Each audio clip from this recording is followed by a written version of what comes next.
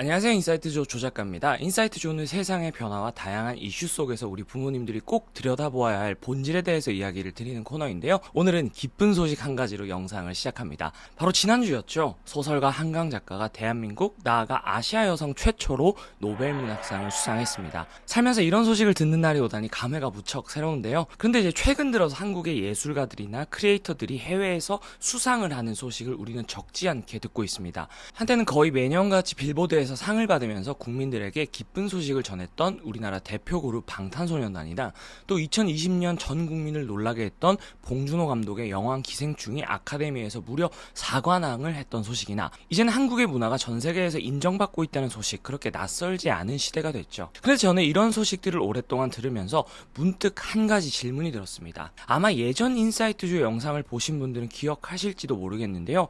빅데이터 전문가 송기령 박사가 나영석 PD의 유튜브 채널 15야에 나가서 이제 AI 기술이 인간이 하던 웬만한 일들을 하나씩 대체해가고 있는 이런 시대에 결국 인간은 인간만이 할 수 있는 일을 찾을 수밖에 없고, 그런 맥락에서 송기령 박사는 압축하면 미래 인간의 업은 플랫폼 프로바이더가 되거나 콘텐츠 크리에이터가 되거나 둘 중 하나가 될 수밖에 없다고 이야기했습니다. 참고로 이제 여기서 말하는 콘텐츠라는 건 넓은 의미에서 한마디로 각 개개인이 하나의 브랜드가 돼서 자신만의 콘텐츠, 상품, 서비스를 만들어내는 사람이 되어야 한다는 걸 의미하는데요. 그리고 결론적으로 송기령 박사는 대체되지 않는 사람이 되려면 유일무이한 것을 만들어야 하고, 그 유일무이한 것은 결국 나의 성장과 좌절이 진실하게 기록된 나만의 서사라고 말했었습니다. 그런 맥락에서 저는 그렇다고 한다면 결국 앞으로 우리 아이들이 살아갈 세상에서는 아이들이 꼭 노벨문학상, 아카데미상, 빌보드상은 아니어도 각자의 분야에서 이렇게 대체 불가한 인재가 되고 자신이 만든 콘텐츠로 세상에 긍정적인 영향을 주는 사람이 되어야 할 텐데, 도대체 이 사람들은 어떻게 공통적으로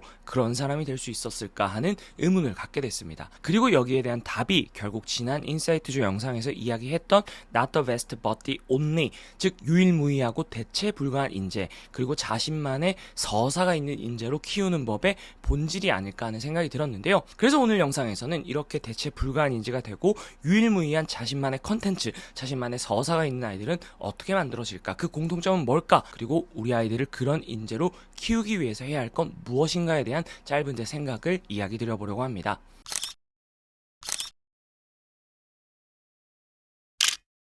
그렇다면 한강, BTS, 봉준호의 공통점, 이 디온리한 사람들의 공통점이 뭔지를 한번 살펴봐야 할 텐데요. 결국 그들의 핵심은 서양 혹은 영어권이 아니라는 언어와 문화 장벽에도 불구하고 그들의 소설, 영화, 음악이 언어와 문화가 다른 사람들에게조차 인정을 받았다는 걸 겁니다. 그리고 그들이 그런 인정을 받을 수 있었던 이유는 한마디로 얘기하면 바로 공감일 텐데요. 단지 그들의 컨텐츠가 멋지고 화려한 작품이라서가 아니라 정말 그걸 보고 듣고 읽는 사람들의 마음을 움직일 수 있는 공감의 힘이 있었기 때문에 가능한 일이었다는 거죠. 그러면 결국 어떻게 그들이 언어도 다르고 문화도 다른 전 세계 사람들의 공감을 불러일으킬 수 있었는가, 이게 본질일 텐데, 그래서 사실 제가 이제 평소 문학이라는 분야에 대해서는 잘 모르지만 이번 컨텐츠를 준비하면서 한강 작가의 대표적인 책 소년이 온다를 직접 읽어보고 또 그녀의 책을 읽은 전 세계 사람들의 인터뷰를 찾아보기도 했는데요. 한강 작가는 오랫동안 인간 공동체에 존재하는 다양한 형태의 폭력, 그리고 인간의 폭력성에 대해 이야기하는 소설을 써왔습니다. 그녀는 소년이 온다에서도 단순히 5.18 민주항쟁 때 있었던 비극적인 역사적 사실에 집중하기보단 5.18에서 있었던 잔인한 폭력이 희생자들과 그들의 유가족, 그들의 친구, 동료들에게 얼마나 끔찍한 상처를 주었는지에 대해서 이야기를 하고 있더라고요. 저도 책을 읽으면서 그 등장인물들의 마음들이 너무 공감되고 정말 마음이 아파서 사실 몇 번이나 울었는지 모르겠습니다. 그리고 그녀는 책의 에필로그에서 광주가 수없이 되태어나 살해되었다. 덧나고 폭발하며 비투성이로 재건되었다 라고 표현하며 이렇게 비극적이고 잔인한 폭력의 역사가 지금도 계속 되풀이되고 있다는 메시지를 전하고 있는데요. 그리고 실제로 이 책을 읽은 해외 사람들이 한강 작가에 대해 이야기하는 영상을 찾아보면서 이 책이 5.18의 역사에 대해서 잘 모르는 유럽이나 서양의 사람들에게도 왜 많은 공감을 받을 수 있었는지 알 수 있었습니다. 결국 그들은 5.18 항쟁에 대해서는 잘 몰라도 이 책을 읽으며 결국 5.18만큼이나 잔인하고 비극적인 폭력의 역사였던 홀로코스트, 또 현재도 일어나고 있는 전 세계의 각종 테러나 러시아 우크라이나 전쟁, 이스라엘 하마스 전쟁 같은 일들을 떠올리고 되돌아보게 되었다고 말합니다. 결국 전 세계 사람들이 개인적 역사적 배경과 경험 모두 다르지만 이 책을 통해 한강 작가가 이야기하고자 한 인간의 폭력성과 그로 인해 피해받는 사람들의 상처라는 메시지와 주제의식이 그들이 살아가는 삶의 맥락 속에서도 공감을 불러일으켰다는 것이죠. 이 공감의 힘을 통해 세계적인 아티스트가 된 건 BTS나 봉준호 감독도 마찬가지인데요. BTS가 그 잘생기고 멋지고 노래 잘하는 수많은 K-팝 가수들과 아이돌들 사이에서 유일무이한 존재가 될 수 있었던 건 결국 많은 전문가들이 분석하길 초기부터 그들의 음악에 담긴 메시지와 주제의식에 전 세계의 사람들이 공감할 수 있었기 때문이라고 말하는데요. 대표적으로 작은 것들을 위한 시 같은 노래 제목에서부터 알 수 있듯 BTS는 초기부터 약하고 소외된 이들을 위한 메시지를 음악에 담았고, 이를 통해 자기 자신을 사랑하고 당당히 세상에 자신의 목소리를 내라는 메시지를 세상에 전해왔습니다. 그러한 진정성과 공감이 전 세계의 많은 젊은이들로 하여금 언어와 문화를 떠나서 그들의 음악에 공감하고 빠져들 수 있게 만든 거죠. 그리고 실제로 BTS의 RM은 그 유명한 유엔 연설에서 자신의 어린 시절을 이야기하며 왜 자신이 아티스트가 됐고 그런 메시지들을 세상에 전하게 되었는지 이야기를 했습니다. 봉준호 감독도 마찬가지인데요. 봉준호 감독은 오래전부터 자본주의 사회에 대한 다양한 이면을 영화에 담아왔습니다. 아카데미상을 수상한 영화 기생충이나 그의 또 다른 대표작 설국열차 같은 영화들 모두 마찬가지인데요. 결국 전문가들은 봉준호라는 사람이 가진 문제의식, 그리고 그가 만든 영화에 담긴 주제의식 자본주의의 이면을 매일같이 보고 느끼고 있는 전 세계의 사람들에게 공감을 얻을 수 있었기에 그의 영화가 전 세계적으로 인정받고 공감받을 수 있었다 말합니다. 그렇다면 여기서 우리는 한 가지 중요한 사실을 도출해 볼 수 있는데요. 앞으로 급변하는 AI 시대를 살아갈 아이들이 대체되지 않는 인재가 되려면 유일무이한 자신만의 서사, 자신만의 컨텐츠가 있는 사람이 되어야 되는데, 그랬을 때 중요한 건 결국 그 사람이 만들어내는 컨텐츠가 얼마나 대단하고 화려하고 멋지고 아름답느냐 이전에 도대체 그 사람은 이 컨텐츠를 통해 뭘 얘기하고자 하느냐, 그 사람만의 주제의식, 사람들이 공감하고 따를 수 있는 그 사람만의 메시지는 무엇이냐라는 것이 가장 중요한 본질이라는 사실을 도출해 볼 수 있습니다. 그리고 이에 대해서 전 세계적인 베스트셀러 나는 왜 이 일을 하는가의 저자 사이먼 사이넥은 이렇게 말하는데요. 사람들은 당신이 만든 제품이나 서비스 같은 결과물을 사는 게 아니라 당신이 그 일을 하는 이유, 목적, 신념을 구매하는 것이다 라고 말합니다. 그리고 실제 애플같이 전 세계적으로 성공한 브랜드나 세계적인 가수 또는 마틴 루터킹 목사처럼 전 세계적인 영향을 끼친 사람들을 사례로 하나씩 제시하면서 사람이든 브랜드든 대체 불가한 존재가 되려면 자신만의 문제의식과 신념이 세상에 전해질 수 있어야 된다고 말합니다. 즉 우리 아이들이 대체 불가한 존재가 되려면 얼마나 똑똑하고 뛰어난 스펙을 가졌느냐 보다 세상 사람들이 공감할 만한 자신만의 문제의식과 신념을 가지고 있느냐가 훨씬 더 중요하다는 겁니다. 그런데 여기까지 듣다 보면 어떤 분들은 우리 아이가 뭐 노벨상 받길 기대하는 건 아닌데, 우리 아이가 뭐 BTS 같은 대단한 아이돌 뭐 되기를 기대하는 건 아닌데 라고 생각하는 분들도 분명 계실 겁니다. 당연히 저도 모든 아이들이 그런 사람들이 되어야 된다고 생각해서 이 영상을 찍는 건 아니에요. 그래서 지금부터는 아이들에게 자신만의 문제의식이 중요한 아주 현실적인 이유에 대해 말씀드려보겠습니다. 제가 오늘 이야기를 드리는 내용은 그저 아름답기만 한 먼 미래 얘기가 아니에요. 장기적으로는 당연히 아이들의 행복한 삶을 위해서 그게 1번이겠죠. 하지만 단기적으로는 당장 많은 부모님들이 관심 있는 눈앞에 놓여진 입시만을 위해서도 매우 중요한 이야기입니다. 이제 지난번 입시 전문가인 최성우 원장님이 출연하셨던 인터뷰 내용 기억하실지 모르겠어요. 핵심은 이제 지금 초등 중등 아이들 모두 내신 5등급제와 고교학점제라는 변화된 제도를 경험하게 되고, 또 50% 이상의 학생들은 수시 학생부 종합전형이라는 정성적인 평가가 중요한 전형을 통해서 대학에 가게 된다는 거였습니다. 그리고 내신 5등급제가 시행되면 내신의 변별력은 떨어지고, 그로부터 학교생활 기록부에 정성적인 부분이 중요해지면서 또 눈으로 직접 그 아이의 실력을 검증할 수 있는 면접이 중요해질 거라고 말씀하셨죠. 그리고 이때 제가 정성적인 평가를 잘 받는 아이들의 공통점이 뭐냐라고 질문을 던졌는데, 그때 최성우 원장님이 한 단어로 주제라는 단어를 이야기하셨습니다. 결국 이제 포트폴리오라고 얘기하는 그런 맥락에서도 자신만의 주제가 있는 아이들이 남들과 똑같지 않은 유일무이한 스토리를 만들 수 있고, 대다수의 아이들이 거쳐야 하는 면접이라는 관문에서도 그런 주제의식이 있는 아이들만이 면접관들에게 차별화되는 진정성과 생각의 깊이를 드러낼 수 있다는 거였습니다. 물론 이제 이런 방향으로의 입시제도 변화가 뭐 타당하냐 아니냐에 대해서는 또 다양한 이야기를 할 수 있겠지만, 어쨌든 이게 지금 정해진 우리 아이들이 겪어야 하는 현실적인 부분이라고 전제했을 때 더 이상 입시를 위해서라도 나만의 주제의식이라는 것이 우리 아이들의 교육 목표에서 아주 높은 우선순위에 있어야 한다는 것은 부정할 수 없는 사실입니다. 그리고 실제 저 또한 시간이 좀 지나긴 했지만 결국 저에게 입시에서 좋은 성과를 거둘 수 있었던 비결이 뭐였냐고 묻는다면 저는 이분과 같은 대답을 할 겁니다. 학생부 종합전형 1세대로서 제가 1, 2학년 때의 부진으로 내신 성적이 다소 부진했음에도 불구하고 입시에서 원하는 목표를 이룰 수 있었던 비결은 바로 나만의 주제의식이었습니다.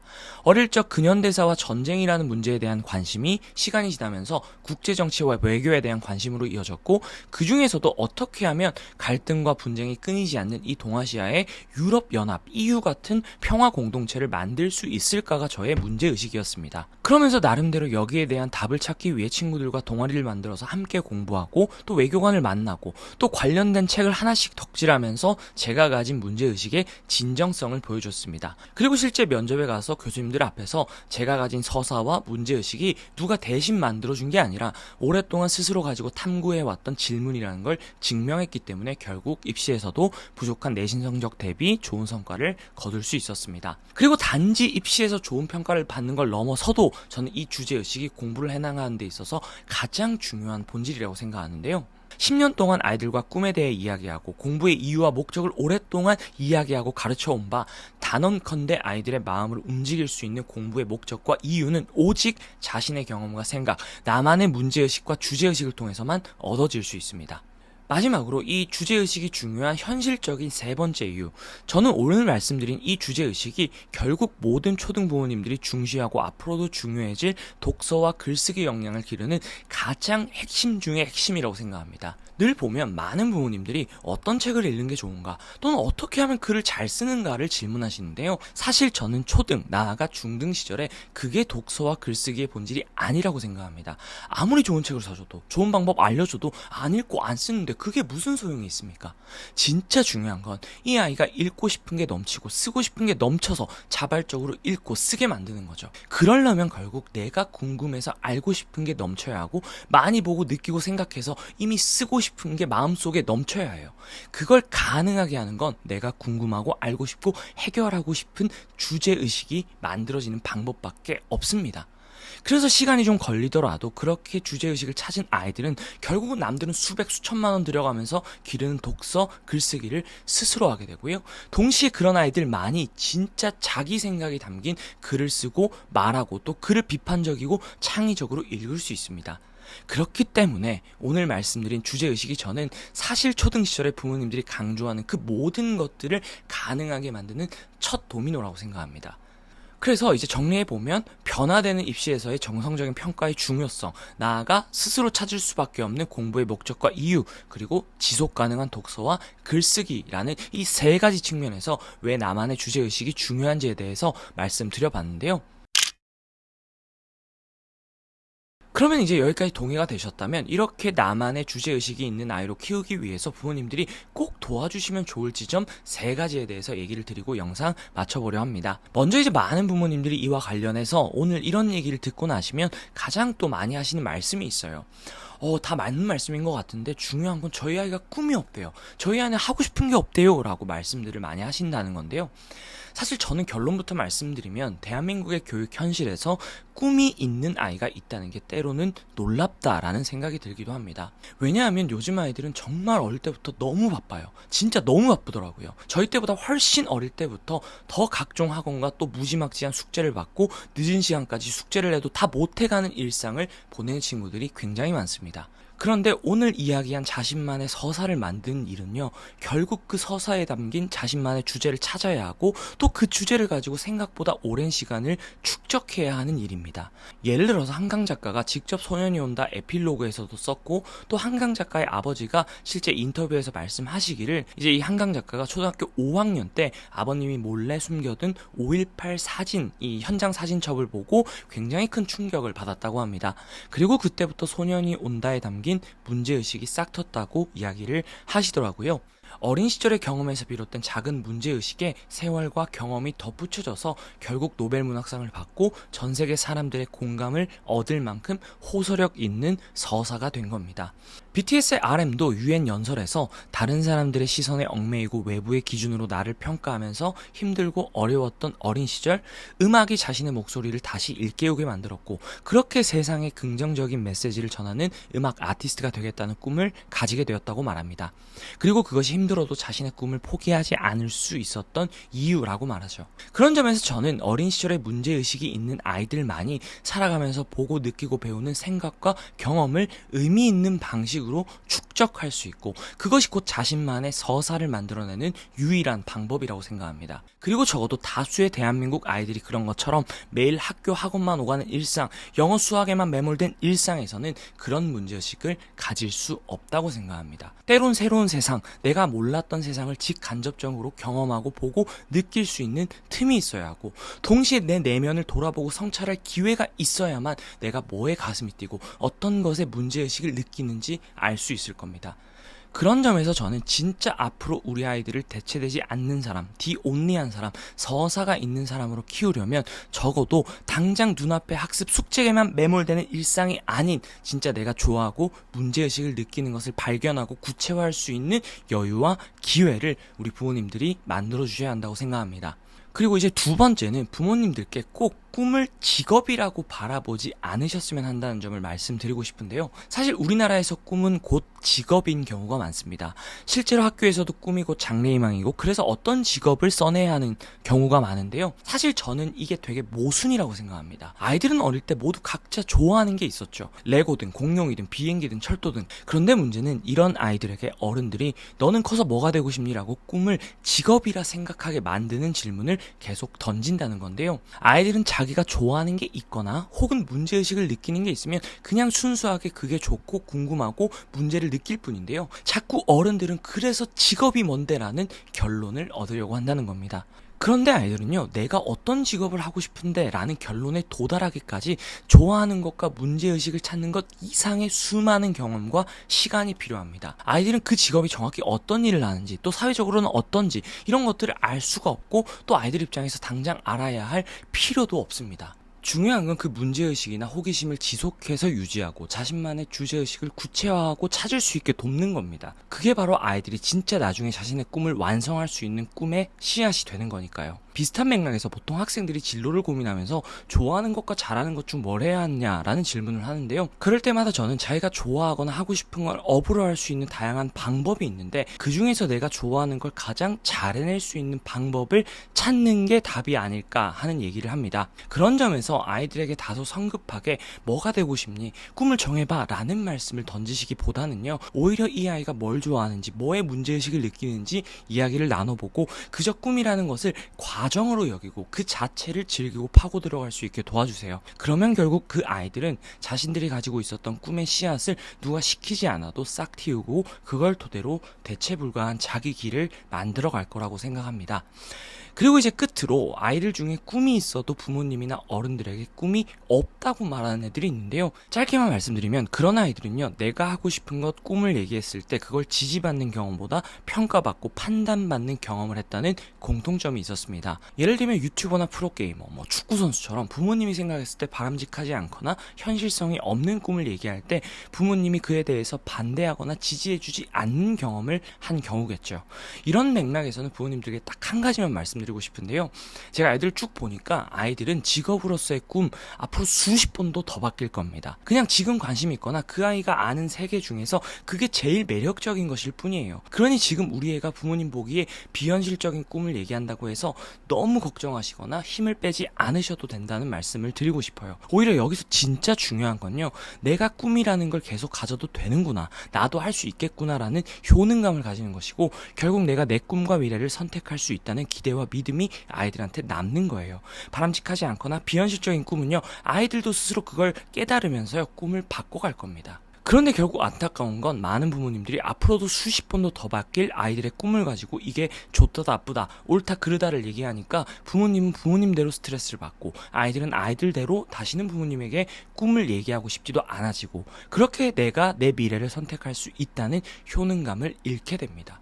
그런 아이들은 어느샌가부터 꿈이라는 단어가요, 가슴 뛰고 설레는 게 아니라 부정적이고 의미 없는 것이라는 생각을 하게 되더라고요. 그런 점에서 우리 아이가 관심 있고 좋아하는 게 있으면 그저 1호 팬이 돼서 응원하고 경청해 주시고, 기회가 된다면 때로는 그걸 파고들 수 있도록 도와주세요.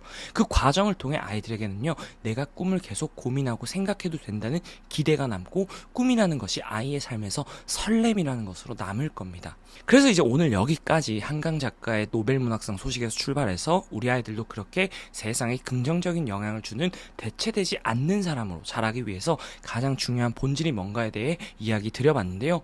부족한 내용이었지만 조금이나마 도움이 되셨기를 바라고요. 끝으로 한 가지 소식만 전하면서 오늘 영상 마치겠습니다. 사실 이제 저는 약 10년 전부터 아이들이 정답을 찾는 기계가 아니라 자신만의 질문과 문제의식을 품고 사는 삶을 살 수 있도록 돕는 게 교육의 본질이라고 말씀드려왔는데요. 하지만 10년 전에 제가 이런 이야기를 드릴 때면 뜬구름 잡는 얘기다, 현실성 없는 얘기다 라는 답을 듣곤 했습니다. 하지만 어느새 AI라는 시대의 변화, 또 제도의 변화가 맞물리면서 10년 전, 5년 전에 비해 제가 드리는 말씀에 공감해 주시는 부모님들이 훨씬 더 많이 늘어났고, 그 덕분에 실제로 아이들에게 자신만의 주제의식과 꿈을 찾을 수 있게 돕는 디넵이라는 프로그램이 어느덧 1,400명 가까운 분들의 선택을 받았습니다. 그리고 실제로 이렇게 수많은 아이들이 자신의 꿈을 더욱 파고들어 사람들에게 인정을 받거나, 또는 매번 떨어졌던 임원 선거에 다시 도전해서 성취를 이뤄내기도 하고요. 또 자신이 공부머리가 부족하다고 생각해서 공부가 꿈이 짐이 되어서 꿈을 포기하려고 했던 친구가 이렇게 꾸준히 노력해서 1년 만에 자신이 원했던 결과를 얻어내기도 했습니다. 결국 이 아이들은 모두 8주 동안 디넵에서 자신의 신념과 주제의식을 찾고, 그걸 UN 연설문으로 우리말과 영어로 작성하고 발표하면서요, 자신의 꿈을 구체화했고, 그 벽을 넘어서면서 나도 할 수 있다는 자신감을 얻었습니다. 그리고 그 꿈을 이루기 위해 지금부터 내가 뭘 해야 하는지 작은 목표들을 쪼개 적으며 로드맵을 스스로 그려나갔죠. 그렇게 누가 시켜서가 아닌 자신의 꿈과 목표의 연장선에서 매일 플래너 쓰는 방법을 배우고 실천하면서 그것이 자신의 꿈을 이루는데 어떤 필요와 도움이 있는지를 알게 되었다고 말합니다. 그래서 아이들은요, 디넵을 수료한 이후에도 이렇게 매달 자신의 목표를 세우고 매일 플래너를 쓰며 스스로가 약속했던 것들을 실천으로 옮기면서 매일매일 한 페이지씩 자신만의 서사를 만들어가고 있습니다. 하면서 할 일을 굳이 해야 하나 하는 생각 한 번쯤 해보셨죠? 저도 엄마가 시키는 일만 하면서 내 일에 대한 이유를 찾지 못하던 그런 사람이었는데요. 그래서 9월 한 달 동안 꾸준함의 힘을 기르고 싶어서 많이 노력했는데요. 먼저 저는 아침 시간을 현명하게 활용하려고 노력을 많이 했어요. 아침에 원식 노트, 데일리 미라클 노트, 그리고 아침 연산, 독해, 한자는 꼭 하려고 했는데요. 아침 연산, 한자, 독해 예약은 작지만 매일매일 하고 학교에 등교하니 좋더라고요. 이렇게 저는 저만의 아침 루틴으로 하루를 기분 좋게 시작하고 저녁 루틴으로 하루를 마무리했어요. 이렇게 한 번 성취 경험을 하고 나니 소소한 것일지라도 작은 성취가 모여 큰 뿌듯함을 남긴다는 것을 알게 되었습니다. 그래서 그 뒤에는 이게 성취인가 싶던 것들도 뿌듯해, 이거지! 라는 마음을 느낄 수 있게 되었어요. 혼자서 할 일을 해보기 시작했어요. 플래너를 꾸준히 작성하고 엄마가 말하지 않아도 스스로 계획하고 실천하기 시작했습니다. 그리고 시험 일정을 미리 확인하고 스스로 준비를 하게 되었어요. 이전에 저는 스스로 할 일을 책임지지 않았지만 점차 이건 내일이다 하고 생각을 가지고 스스로 할 일을 해내게 되었어요. 이렇게요. 우리 아이들은 스스로 왜 해야 하는지 깨달을 수 있는 기회를 얻고 또 내가 할 수 있다는 걸 알게 되면요. 누가 시키지 않아도 합니다. 그게 공부가 됐든 혹은 자신의 꿈을 이루기 위한 어떤 노력이 됐든 아이들에게는 그걸 스스로 해낼 잠재력이 있습니다. 그런 점에서 부디 우리 아이들이 누가 시켜야만 하고 방향을 정해줘야만 길을 걷는 기계 같은 일상이 아니라요. 꼭 해결하고 싶은 질문과 주제를 가슴속에 품고 자기 서사를 만들어갈 수 있는 진짜 자기 인생의 주인으로 자랄 수 있는 기회를 꼭 만들어 주셨으면 좋겠습니다. 그래서 어떤 분들은 꿈을 찾고 자기 서사를 만드는 여정이라 불러주시고 또 어떤 분들은 스스로 공부하게 만드는 프로그램이라고 불러주시는 이 초등을 위한 디넵 11월 개강반에도 많은 관심 부탁드립니다. 고요. 아래 고정 댓글의 상세 페이지 통해서 둘러보실 수 있습니다. 또 디넵을 처음 알게 되신 분들을 위해서 디넵 쇼케이스 설명회를 10월 24일 목요일 낮 12시에 유튜브 라이브로 진행하니까요. 이 또한 고정 댓글의 라이브 알림받기 통해서 일정 놓치지 않으시길 바라겠습니다. 오늘도 긴 시간 함께 해주셔서 감사드리고요. 앞으로도 인사이트가 있는 좋은 콘텐츠로 보답하겠습니다. 감사합니다.